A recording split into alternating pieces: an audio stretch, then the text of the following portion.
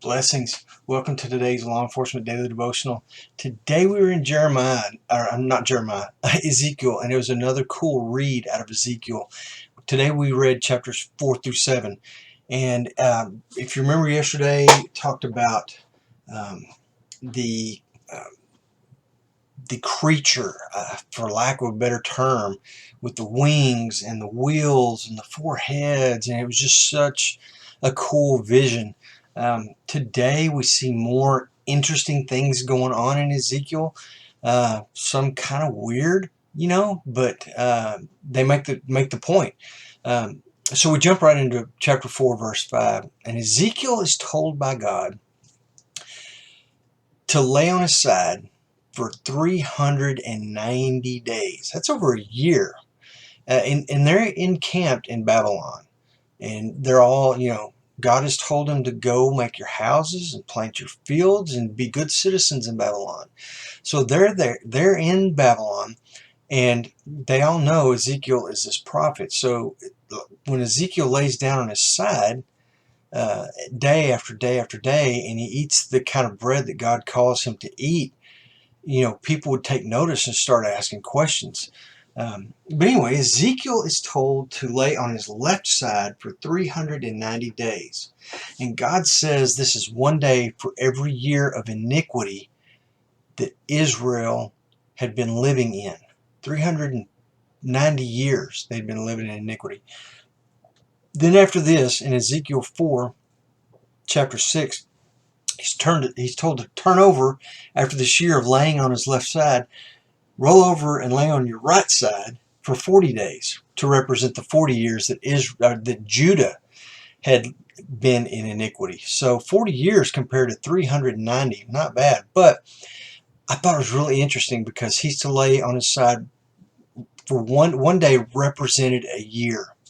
Now, can you remember another place in the Bible where one day represented a year or 1 year represented a day?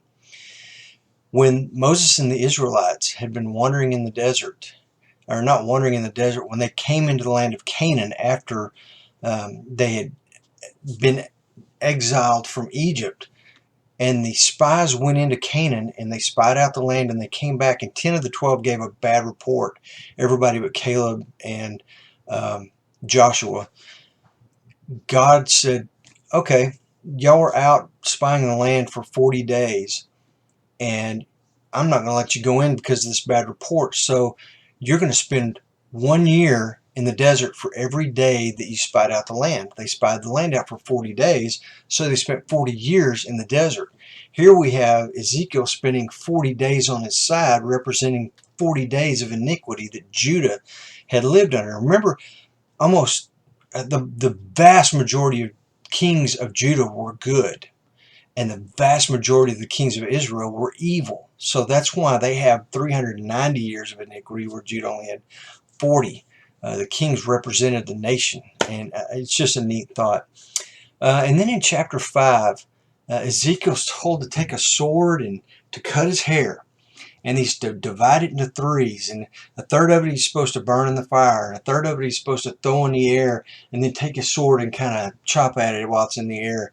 And then a third of it, wait, I got that backwards. Burn a third in the fire, let a third go, and then the third he puts on the ground and chops with the sword.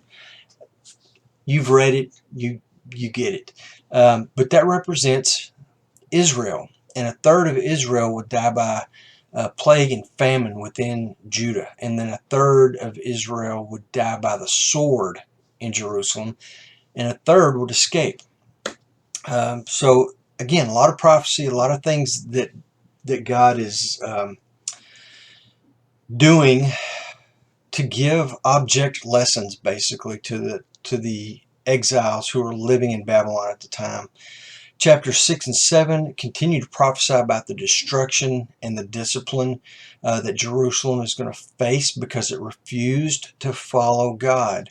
God gave them grace and mercy time and time again, but they refused to give themselves to following Him completely.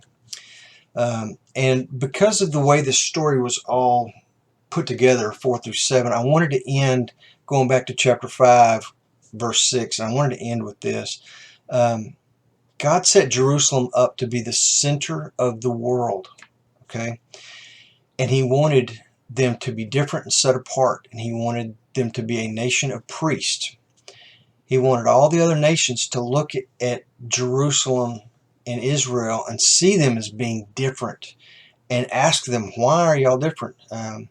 Look at how Solomon reigned, and the whole world focused on Solomon, his wisdom.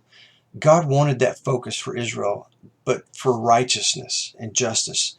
Instead, God says that Israel did the exact opposite, and they were the worst city, the worst country in the world at the time. So the extreme opposite of what God had desired for them. And we see them off in exile in Babylon right now because they wouldn't follow God. Good lesson for all of us. Good takeaways. Tomorrow we're going to be in Ezekiel chapter 8 through 11. It's going to be a good read. Look it up ahead of time, read it, come back here tomorrow, and let's see what kind of law enforcement takeaway we get from it. Until then, you guys be safe.